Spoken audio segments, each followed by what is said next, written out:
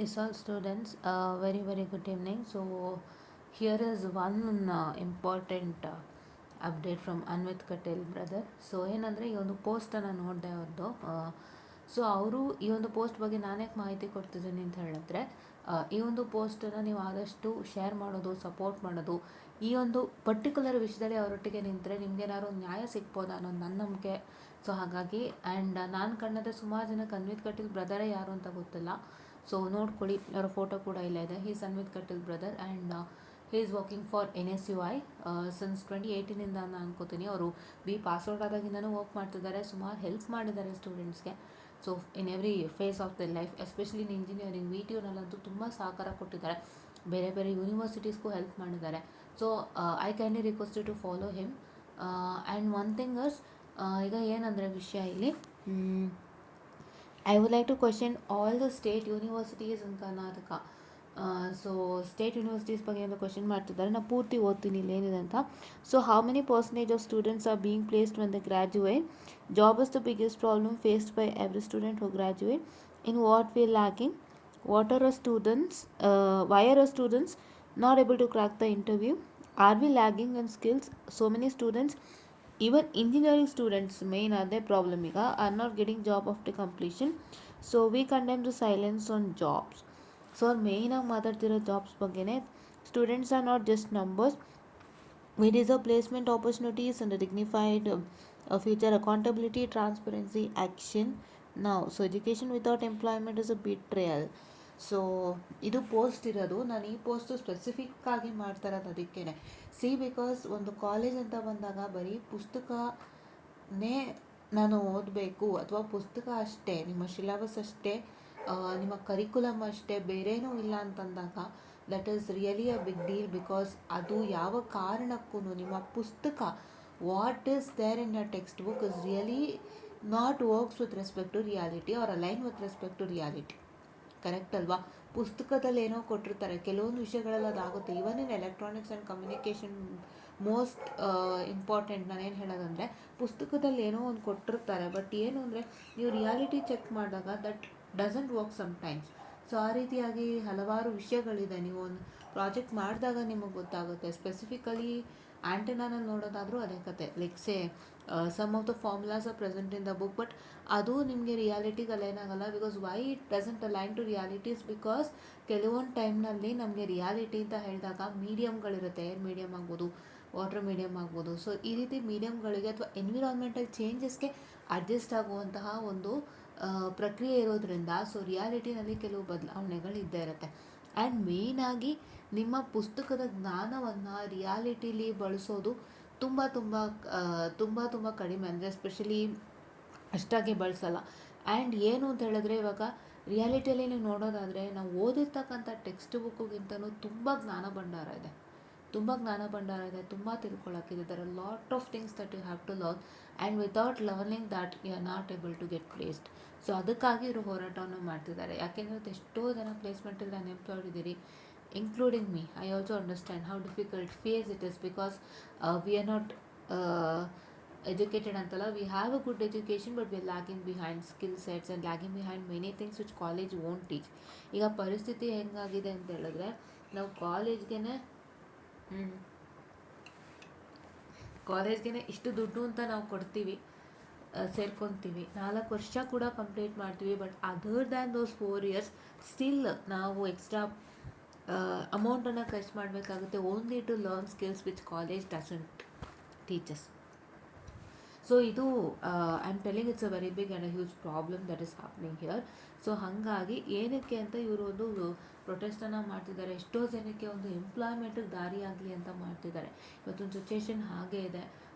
ಯಾವುದೇ ಒಂದು ಕಂಪನಿನ ನೀವು ನೋಡ್ತೀರಾ ಅಂದ್ರೆ, it is like when you see the skill sets ಆಗ್ಬೋದು, ಅವ್ರು ಕೇಳ್ತಾ ಇರ್ತಕ್ಕಂಥ ಕ್ರೈಟೀರಿಯಾ ಆಗ್ಬೋದು, ಎಸ್ಪೆಷಲಿ ಫಾರ್ ಅ ಫ್ರೆಷರ್ ಅಂತಾರೆ, but that is really not aligning to a fresher. Because ಫ್ರೆಷರ್ಗೂ ಕೂಡ skill set, the knowledge, the skill sets they mention ಅಲ್ಲ, ಅದು ಎಕ್ಸ್ಪೀರಿಯನ್ಸ್ ಕೇಳ್ತಾರೆ. ಅದನ್ನು ನೀವು at least either have to work it in a ಕಾಲೇಜಲ್ಲಿ ಲ್ಯಾಬ್ರೇಟ್ರಿಲಾದರೂ ನೀವು ಆ ಸ್ಕಿಲ್ ಸೆಟ್ಸ್ ಮೇಲೆ ಕೆಲಸ ಮಾಡಿರ್ತೀರಾ ಅಂತ.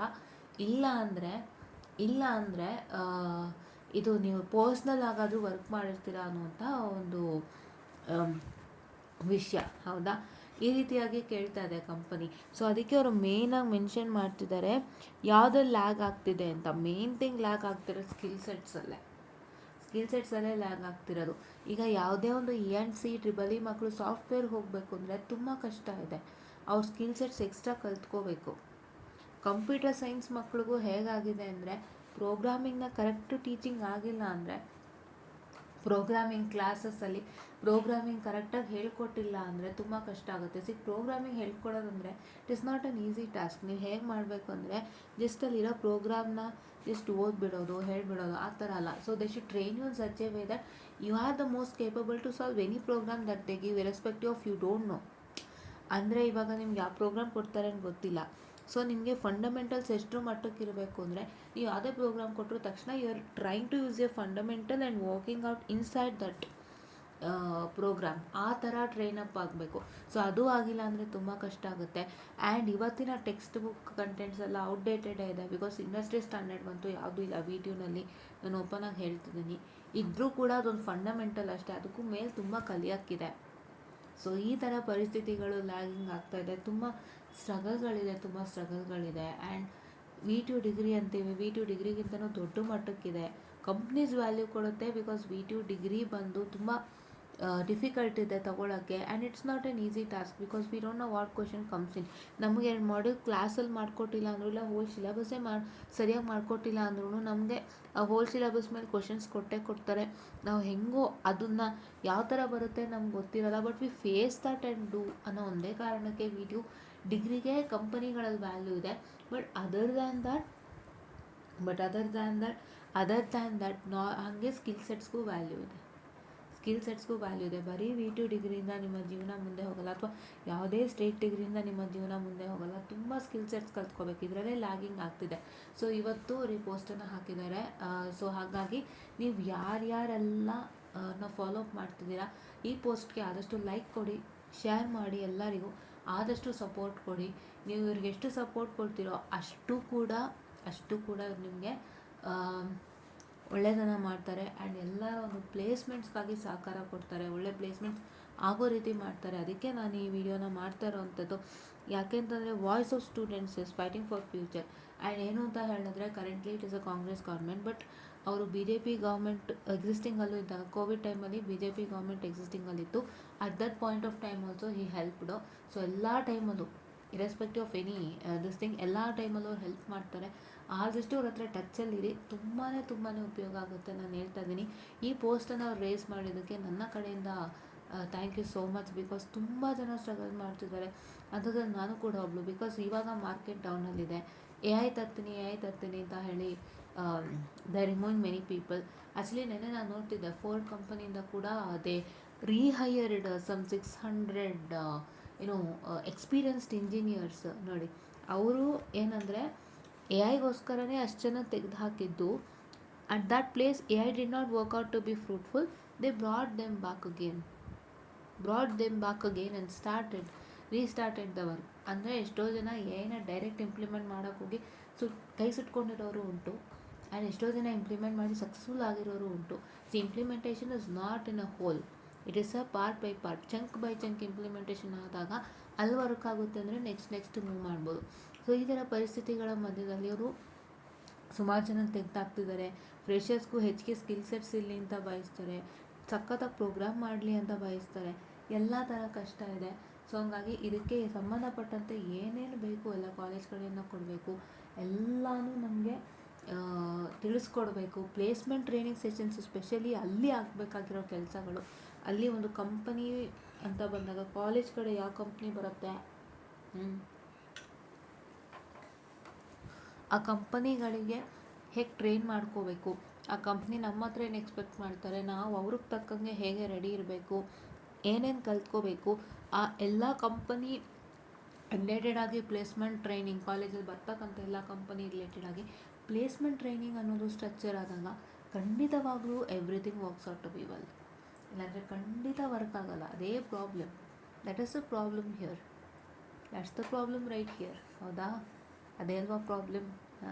ಸೊ ಹಾಗಾಗಿ ಅದು ಸೆಟ್ ಆದರೆ ಖಂಡಿತ ಎಷ್ಟೋ ಜನಕ್ಕೆ ಪ್ಲೇಸ್ಮೆಂಟ್ಸ್ ಆಗುತ್ತೆ. ಏನು ಗೊತ್ತಾ, ಇವತ್ತು ಮಾರ್ಕ್ಸ್ಗಿಂತ ಟ್ಯಾಲೆಂಟ್ ಮುಖ್ಯ.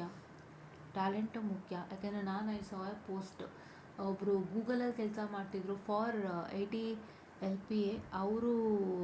ಅವ್ರಿಗೆ ಇದ್ದಿದ್ದು CGPA ಇಟ್ ವಾಸ್ ಸಮ್ 6.5 ವರ್ಷು. ನೋಡಿ ಅವ್ರು ಅಲ್ಲಿ ಕೆಲಸ ಮಾಡ್ತಿದ್ರು. ಈಗ ಅವ್ರು ಅಲ್ಲಿ ಬಿಟ್ಟು ಬಂದರು, but he did not get jobs anywhere because ಅವರು ಕೊಡ್ತಾ ಇದ್ದಂಥ ಸ್ಯಾಲ್ರಿ ಸ್ಟಾರ್ಟಪ್ಪು ಕೊಡ್ಲಿಕ್ಕೆ ಆಗ್ತಿರ್ಲಿಲ್ಲ ಅದಕ್ಕೆ. ಬಟ್ ದೇ ಜೆನ್ಯೂನ್ಲಿ ಎಕ್ಸ್ಪ್ಲಿಸಿಟ್ಲಿ ಅವ್ರದ್ದು CGPA ಮೆನ್ಷನ್ ಮಾಡ್ಬಿಟ್ಟು ನಿಮಗೆ ಕಮ್ಮಿ CGPA ಅಂತ ಅವ್ರು ತೊಗೊಂಡಿಲ್ಲ ಅಂತ ಜಸ್ಟ್ ಅವ್ರು ಮೆನ್ಷನ್ ಮಾಡಿಬಿಟ್ಟಿದ್ದಾರೆ. But it's not a CGPA matter. ಅಷ್ಟು ಸ್ಯಾಲ್ರಿ ತೊಗೊಂಡವ್ರಿಗೆ ಅವರು ಏನೋ ಸ್ಟಾರ್ಟಪ್ ಹೆಲ್ಪ್ ಮಾಡೋಣ ಅಂತ ಅಷ್ಟು ಸ್ಯಾಲ್ರಿ ಬಿಟ್ಟು ಬಂದಿದ್ದಾರೆ. But they did not care. That was really hard. But one thing is ಟ್ಯಾಲೆಂಟ್ಗೆ ಬೆಲೆ ಕೊಟ್ಟಿದ್ರೆ ಚೆನ್ನಾಗಿರ್ತಿತ್ತು ಅಂತ. But why am telling that example is because ಅವ್ರಿಗೆ ಅಷ್ಟು CGPA ಎತ್ಕೊಂಡು ಅಲ್ಲಿ ಕೆಲಸ ಮಾಡ್ತಿದ್ದಾರೆ ಅಂದಮೇಲೆ you also can do it. It is not a matter of CGPA. Knowledge matters, your work matters, your technique matters. ನೀವೆಷ್ಟು ಟೆಕ್ನಿಕಾಗಿ ಕೆಲಸ ಮಾಡ್ತೀರಾ, ನಿಮಗೆ ಎಷ್ಟು ಬುದ್ಧಿವಂತಿಕೆ ಇದೆ, ನಿಮ್ಮ ಚಾಣಾಕ್ಷತನದ ಮೇಲೆ ಕೆಲಸ. ಸೊ ಇಷ್ಟೆಲ್ಲ ಇರಬೇಕಾದ್ರೆ ಇವರು ಒಂದು ಮಿನಿಮಮ್ ಸಪೋರ್ಟನ್ನು ಕೊಟ್ಟಾಗ ಎವ್ರಿಬಡಿ ಗೆಟ್ಸ್ ಎ ಜಾಬ್. ಆಯಿತಾ, ಎವ್ರಿಬಡಿ ಗೆಟ್ಸ್ ಎ ಜಾಬ್. ಸುಮಾರು ಜನ ಅಂದ್ಕೊತಾರೆ ಈ ಕಾಲೇಜ್ಗಳಲ್ಲಿ ಒಂದು ಟ್ರೆಂಡ್ ಹೋಗಿದೆ, ಯಾರ್ಯಾರು ಪ್ಲೇಸ್ಮೆಂಟ್ಸ್ ಆಗಿದೆ ಹೈಯೆಸ್ಟ್ ಲೆವೆಲ್ ಆಫ್ ಪ್ಲೇಸ್ಮೆಂಟ್ಸ್ ಅವ್ರದ್ದೆಲ್ಲನೂ ವೀಡಿಯೋ ಮಾಡಿ ತೋರಿಸ್ತಾ ಇರ್ತಾರೆ. ಆ್ಯಂಡ್ ಆವಾಗ ಎಲ್ಲ ಪೇರೆಂಟ್ಸ್ಗಾಗಲಿ ಸ್ಟೂಡೆಂಟ್ಸ್ಗಾಗಲಿ ಅದೊಂದು ತಲೆಗೆ ಹೋಗ್ಬಿಡುತ್ತೆ, ಇವರೆಲ್ಲ ಇಷ್ಟು ಒಳ್ಳೆ ಪ್ಯಾಕೇಜಿಗೆ ಪ್ಲೇಸ್ ತಗೊಳ್ತಾರೆ ಕಾಲೇಜಲ್ಲಿ, ಹಂಗಾರೆ ಪ್ಲೇಸ್ಮೆಂಟ್ ಚೆನ್ನಾಗಿ ಬರುತ್ತೆ ಅಂತ. But you see the front part of it, but back part you don't see. Back part ಅಂತೂ ನೆಕ್ಸ್ಟ್ ಲೆವೆಲ್ ಇದೆ. ದೇರ್ ಇಸ್ ವೇರೆನ್ ನೀವು ಎಷ್ಟು ಜನ ನೋಡ್ತೀರಾ ಅದಕ್ಕಿಂತಲೂ 50% ಪ್ಲೇಸ್ಡ್ ಆಗೇ ಇರಲ್ಲ. ಅದು ಓಪನ್ ಚಾಲೆಂಜ್ ನಾನು ಹೇಳ್ತಾ ಇದ್ದೀನಿ. ನೀವು ಎಷ್ಟು ಒಂದು 10 ಜನದ ವೀಡಿಯೋ ಮಾಡಿರ್ತಾರ, ಅದಾದಮೇಲೆ ಮಿಕ್ಕಿದವ್ರದ್ದೆಲ್ಲ ಏನು. That is the truth here, reality here. ಅವ್ರು ಯಾರು ಹೈಯೆಸ್ಟ್ ಪ್ಲೇಸ್ಮೆಂಟ್ ಆಗಿರ್ತಾರೆ they do a video, but on the back side nobody has been placed. ಅಂದರೆ ಒಂದಿಷ್ಟು ಜನ ಪ್ಲೇಸ್ ಆಗಿರ್ತಾರೆ, ಎಲ್ಲ ಕಡೆನೂ ಈಗ 50% ಆಗ್ತಿರೋದು. ಸೊ ಹಾಗಾಗಿ ಇದಕ್ಕೆ ಅವರು ವಾಯ್ಸನ್ನು ರೇಸ್ ಮಾಡ್ತಿದ್ದಾರೆ.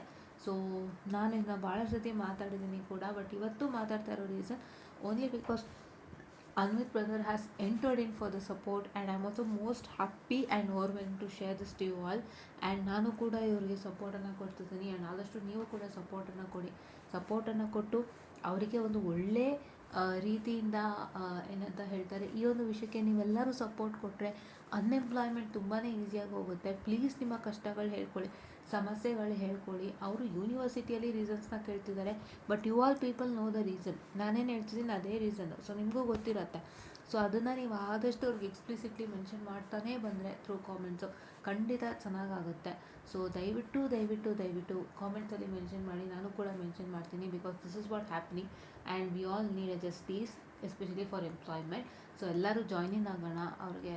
Let's all join in together and put a hands together for Anvith brother ಅಂತ ಹೇಳ್ತಾ I B winding up the session. Students follow ಮಾಡಿ ಅವ್ರನ್ನ, ಅನ್ವಿತ್ ಕಟೀಲ್ ಅಂತಲೇ ಇನ್ಸ್ಟಾಗ್ರಾಮಲ್ಲಿದೆ, ಫಾಲೋ ಅಪ್ ಮಾಡಿ, ಅವರಿಗೆ ಸಪೋರ್ಟ್ ಮಾಡಿ, ಕಾಮೆಂಟ್ ಮಾಡಿ, ಅವರ ಜೊತೆ ಇರಿ, ನಿಮಗೆ ಖಂಡಿತ ಒಳ್ಳೆಯದಾಗುತ್ತೆ ಅಂತ ಹೇಳ್ತಾ ಥ್ಯಾಂಕ್ ಯು.